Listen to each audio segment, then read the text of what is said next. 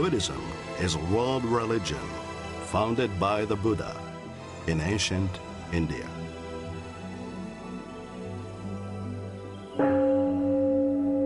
Buddhists seek wisdom, meaning, inner peace, and freedom from greed, hatred, and ignorance.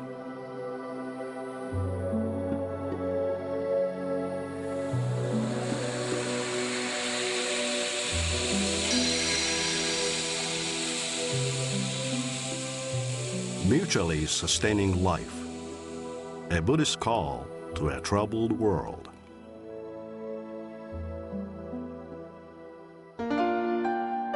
When a Buddha land is founded upon the pure mind of a single person, that single pure mind draws other kindred minds to itself in the fellowship of like-minded people.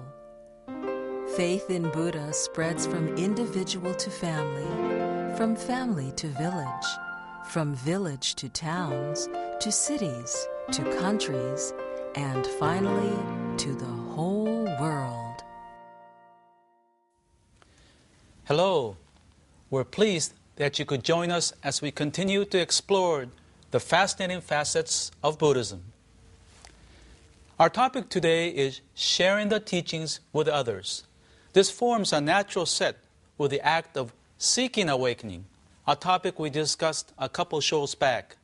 Seeking and sharing go hand in hand. In Buddhism, when a person attains some level of awakening, that person automatically begins to share the teachings with others. The Buddha exemplified this, for after awakening, he dedicated the rest of his life to sharing his understanding with others. He chose a life of a wandering monk to travel the kingdoms of the lower Ganges River in order to take the message to as many people as possible. During the long course of Buddhist history, there have been innumerable Buddhists who dedicated their lives to sharing the teachings with others. They include King Ashoka of the 3rd century BCE, who spread Buddhism throughout Indian subcontinent and beyond, and ordinary people who made donations to temples. In Buddhism, there is a doctrine of benefit for oneself, sva-artha, and benefit for others, para-artha. Once a person has benefited oneself by realizing some level of awakening, that person then makes a spontaneous effort to benefit others. One person who exemplifies the spirit of sharing and benefiting others is Yehan Numata. He founded the Society for the Promotion of Buddhism, the sponsor of this program series. I believe that his enormous contribution is worthy of dedicating today's show to him. Born in Hiroshima, Japan in 1897, he lived a long and productive life that spanned almost a century when he died in 1994 at the age of 97. He was born the third son of a Jodo Shinshu Buddhist priest. Upon graduating from middle school, Yehan Numata felt a strong urge to further his education, but knew that his family could not afford a higher education for him. He then accepted an offer to go to Hawaii as an assistant missionary priest. After a few years in Hawaii working as a priest, he moved to Los Angeles, where he worked his way through high school. Once earning his diploma from Hollywood High School, he enrolled at the University of California, Berkeley. He majored in economics and then went on to earn his master's in economic statistics. During his college life, he met a number of Buddhist priests in California who impressed Yehan Numata by their personal virtues for transmitting the teachings. He found himself lacking in such qualities and decided then that he would not become a full-time priest, but instead support the spread of Buddhism through other means. Soon after completing his undergraduate work, Yehan Numata embarked on his first major effort directed toward propagation of Buddhism in 1925, when he began Pacific World, a journal in English targeting the learned American audience interested in Buddhism. The first issue of Pacific World included articles by an impressive group of contributors. They included David S. Jordan, president of Stanford University, several faculty members of the University of California, and Buddhist historian Kenneth J. Saunders. Professor Saunders' essay was entitled Buddhism and Christianity and the Historical Shakyamuni. However, after 4 years, Yehan Numata ran out of funds and was forced to abandon his project. This bitter experience convinced him even more of the importance of financial resources for sharing the teachings with others.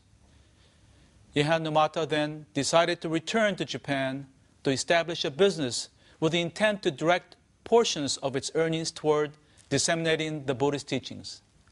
Back in Japan, he worked for a few years with the Japanese government before leaving the stable and prestigious job in order to focus on his startup business, Mitsutoyo Corporation, a company for manufacturing precision measuring instruments.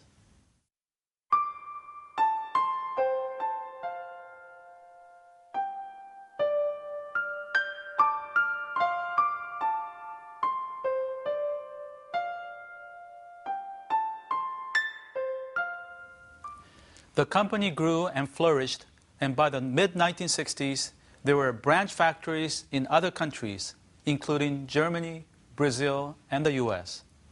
With the prosperous business supporting his long-held dream, Mr. Numata was able to establish in 1965 Bukkyo Dendo Kyokai, the Society for the Promotion of Buddhism, a non-sectarian, non-profit organization for the promotion of Buddhism internationally. He understood the need to employ methods other than books and words to share the Buddhist message. He commissioned an artist to depict through paintings the major events in the life of the Buddha. He also funded production of a movie about a prominent Buddhist figure. He promoted modern music, which was quite rare for Buddhists. For example, he donated a huge pipe organ to a prominent Buddhist temple in Tokyo. He also realized the importance of practicing the teachings, not just reading about them, which led him to establish annual retreats for interested people to participate in the practices of various denominations. I have found his non-sectarian, ecumenical spirit most impressive. Though he was born into a Jodo Shinshu temple family, he sought to promote Buddhism as a whole. This attitude is reflected in the primary project of the Society for the Promotion of Buddhism, the distribution free of charge of the teaching of Buddha in hotel rooms. Since 1975, this book has been translated into 41 different languages and is found in 1,100,000 rooms in 55 countries. The Society has also promoted Buddhism in the academic area. For example, it has established scholarships for young Buddhist scholars, as well as established academic chairs of Buddhist studies at 14 institutions in Europe and North America, which include Oxford University, the University of California at Berkeley, the Institute of Buddhist Studies at the Graduate Theological Union in Berkeley, Harvard University, and the University of Calgary. Another project which began in 1982 seeks to translate it into English 139 main scriptures from the Chinese Buddhist canon, which when completed will contain close to 150 volumes. This is a project that is unprecedented, requiring about 150 international scholars. For all of these accomplishments, he was awarded honorary doctorate degrees from the University of Hawaii and Ryukoku University in Kyoto. We have looked at Yehan Numata's accomplishments, which by any standard are impressive to say the least.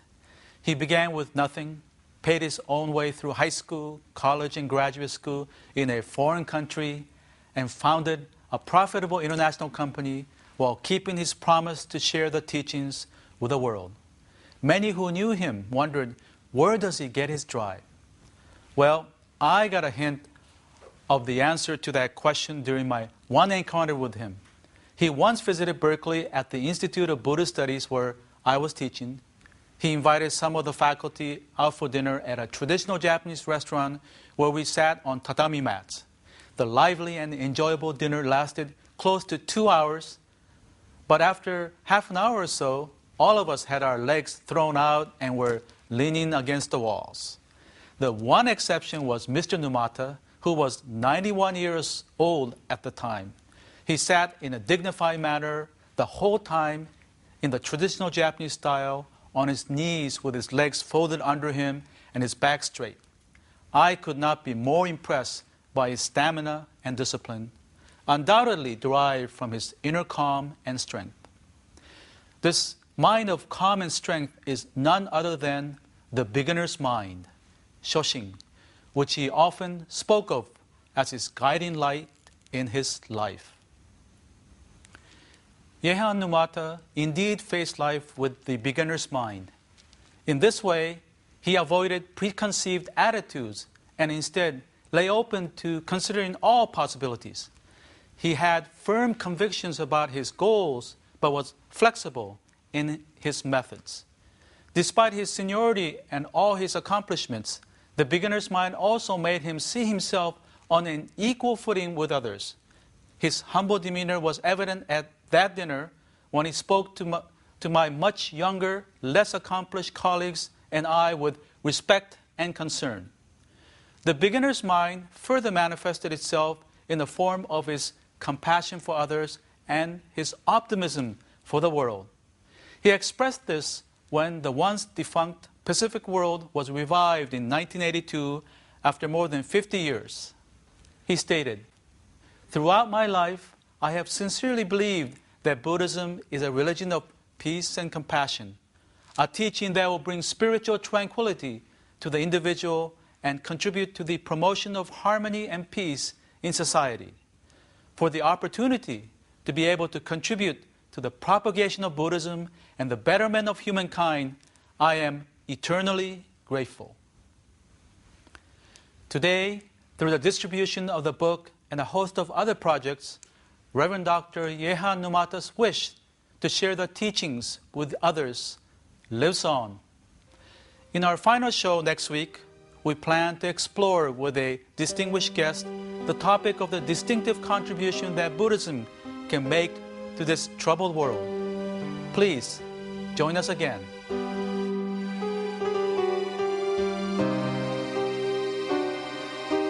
We at Bukkyo Dendo Kyokai pursue peace and happiness for people around the world. We have published the Buddhist teachings into 41 languages and donated our publication to hotels and other facilities in 55 countries. We would like to share the Buddhist teachings with people around the world.